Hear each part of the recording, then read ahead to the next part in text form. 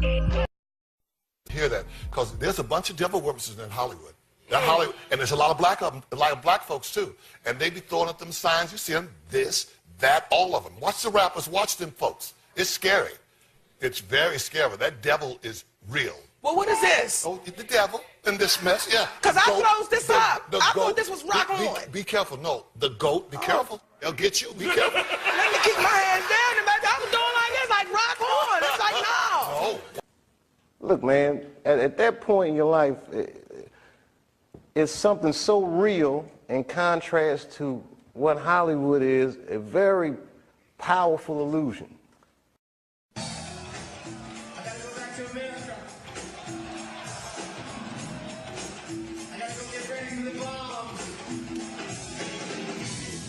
Osama bin Laden getting ready to bomb. Osama bin Laden getting ready to bomb. America, you better watch out. You're not the one.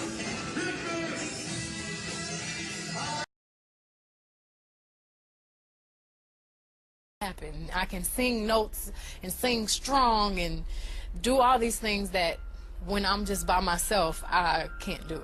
And I remember right before I performed, I raised my hands up, and it was kind of the first time I felt something else come into me. I get possessed by the spirits. Funny, like how it came about being a lyricist is weird, because I started out technically, like I used to write all the time, you know, before I started going into the Rain Man thing, you know. So I really started out just being technical, and then I got real life experience. So my thing was to tell a story and still, you know, make it rhyme. That became pretty much how I really started. And then I started doing you know, these different, you know, hidden messages in the music, you know, just as that replaced, you know, the technical aspect of it. And then it's just, you know, evolved from there. This right here we call a magic moment. Right now I'm thinking like, you know, where is this going? What does this track say? You know, I look at music like a puzzle, like I try to figure it out, you know, figure out what I'm gonna say on it. Figure out the emotion on the track, what it's saying. Then I go through my Rain Man.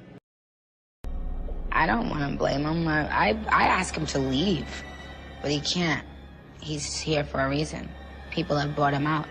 People conjured him up. Now he won't leave. Stated it this way in his infamous Book of the Law: every man and every woman is a star or a god. Baby, do not I am God. You know, compare me to a nigga that's been through some real shit, and we'll see, because you go to the motherfucking hood, nigga, I'm God, nigga.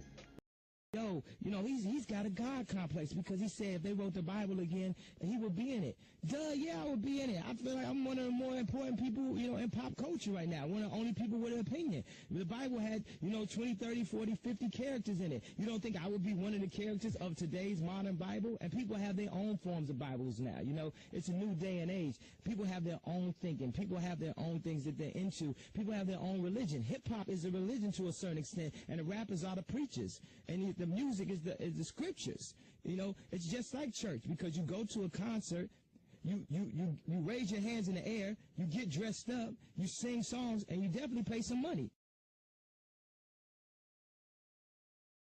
Fame has become really convoluted and, you know, kind of bastardized, like whereas fame used to be the byproduct of success, and now it's the ultimate goal. And if your ultimate goal is to be famous, then you're gonna do a lot to get there, like sign your name in blood in a contract with the devil. Like you're gonna end up on a one-way street, and it's going nowhere. Like that's just the truth. I've seen so many people like forsake their moral code and their value systems just for a little bit of fame, and it's not worth it at the end of the day. It's really.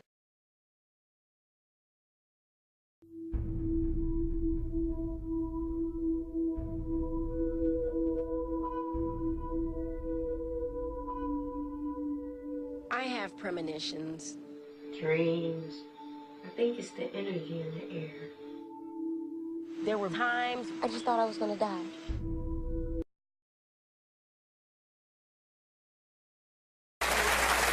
You've had a song on every album, a conversation with God. Yes. You've had And a prayer. And a prayer, and I think you've had Three conversations with the devil. Three conversations with the devil. Why with the devil? Well, to make a fair decision, I think you have to be aware of both sides. And I was approached, so of course I had a conversation. It doesn't mean I rode with him or believed him. I just was able to recognize him by what he said to me and what he offered me. Say, oh, now I know you are. That's why I stopped talking to him. I've put out 7 albums, but he's only on 3. Okay. Some of us are against the Illuminati, and we are against the Illuminati at our own detriment. When people are against the Illuminati, then they get punched in the face all the time. The press hates them, and nobody likes them. End quote. We all love Dave Chappelle. Exactly. Dave Chappelle has never been a part of the Illuminati. They don't want him or me or people like us. Yeah. But now it's not necessary for us to stir up that hornet's nest unless we intend to get stung 1,000,000 times. I didn't understand that. They had to sting me 1,000,000 times. Right. I'm still not going to join, but I respect it a little more. All right. So let me ask you this. What is happening in Hollywood that a guy that tough will be on the street waving a gun, screaming, they are trying to kill me? Yeah. What's going on? Why is Dave Chappelle going to Africa? Why does Mariah Carey make a $100 million deal and take her clothes off on TRL? A weak person cannot get to sit here and talk to you. Ain't no weak people talking to you. So what is happening in Hollywood? Nobody knows. The worst thing to call somebody is crazy, is dismissive. I don't understand this person, so they're crazy. That's bullshit. These people are not crazy. They're strong people. Maybe the environment is a little sick.